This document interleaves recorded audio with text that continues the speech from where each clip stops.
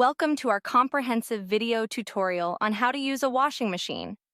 Whether you're a first-time user looking to refresh your knowledge, this step-by-step guide will take you through the entire process.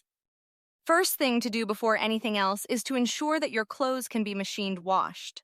You don't want to make the mistake of putting something in the washing machine that should only be hand-washed, like certain silks or delicate clothing.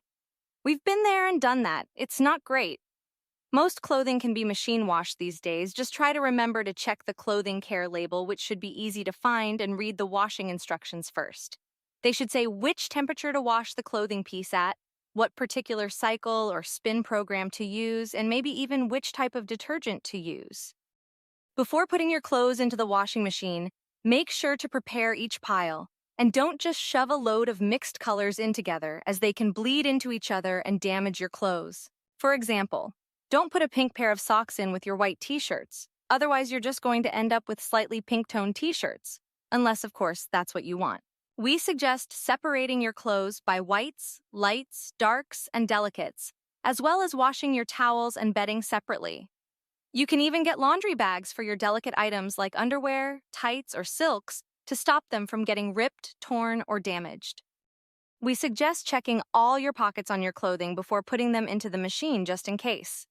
You never know what you may have accidentally left in them, whether it's your headphones or a pack of Chewies. Or even worse, a metal item could break the glass on the machine or could damage the drum, and then you will not be able to use it.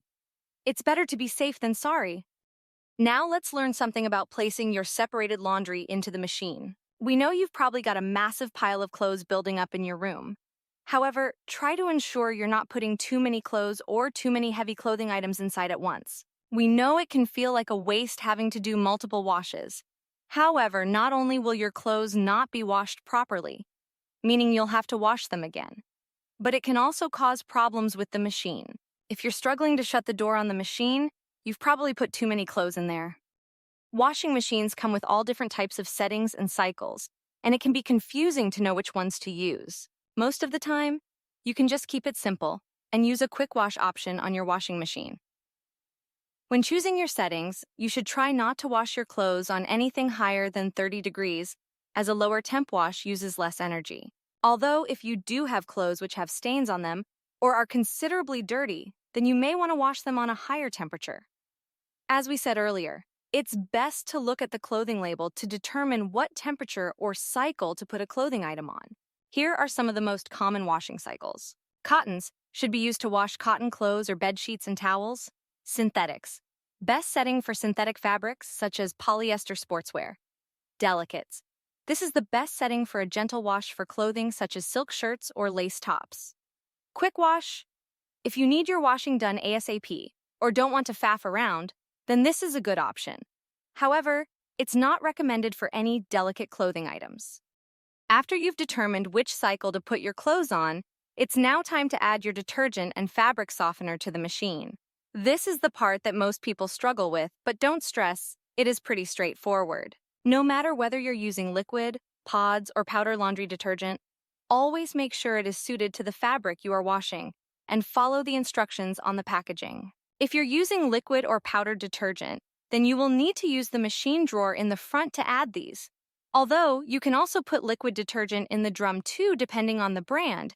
Just be careful with the amount you're using. It's easy to determine which is which, as the fabric softener compartment should have a flower symbol on it, whilst the main wash drawer should be the biggest. Remember not to fill liquids above the Amax line, as it can leave your clothes smelling of soap and can risk clogging up the machine. You're all sorted. Close the door and press the start button. Most machines will indicate if the door isn't shut properly by either a light popping up or a beep. However, some older machines might not do this. So, double check you've closed the door over properly. The last thing you want to do is risk your accommodation flooding with water from not shutting the washing machine properly.